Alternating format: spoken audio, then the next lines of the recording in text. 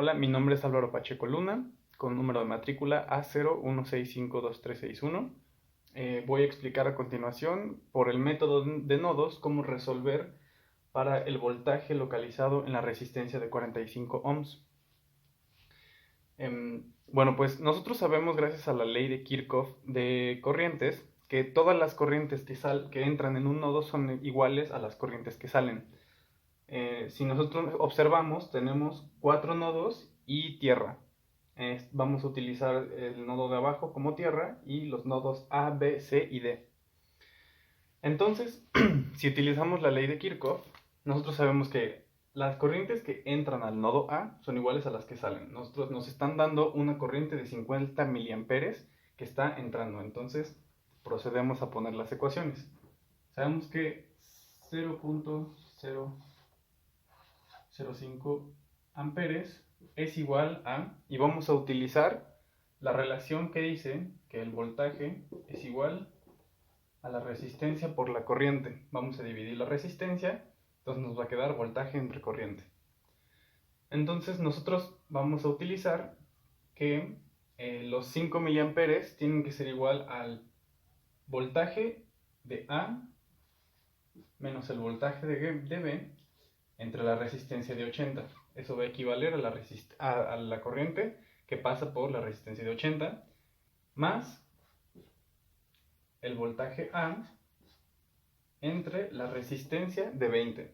No ponemos una resta porque tomamos que el voltaje en tierra es 0. Entonces pasamos con el nodo B. En el nodo B nos están dando directamente el voltaje. Eso nos da que B es igual a menos 8.9 volts. Como ya tenemos el valor del voltaje en B, nos pasamos directamente con C. Como tenemos una fuente de voltaje entre dos nodos, podemos formar aquí un supernodo, porque pasa la misma corriente. Entonces, vamos a utilizar la misma ley de Kirchhoff, que dice que las corrientes que entran, como vemos no entra ninguna corriente, 0, es igual a las corrientes que salen. Eso da el voltaje de C menos el voltaje de B sobre 45 más el voltaje de C entre 15 más el voltaje de D sobre 20. Y la última relación es que la diferencia entre el voltaje de D y C es menos 20 volts.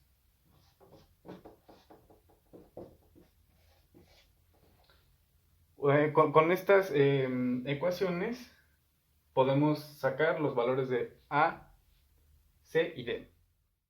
Una vez resuelto nuestro sistema de ecuaciones, sabremos que el voltaje en A es menos 1.7 volts, el voltaje en B menos 8.9 volts, en C es 5.776 volts y en D es menos 14.224 volts. Como nosotros queremos saber el voltaje de la corriente 45, por estos signos que nos da el problema, sabemos que la diferencia entre B y C, entre el voltaje B y C, va a ser el voltaje en la resistencia de 45.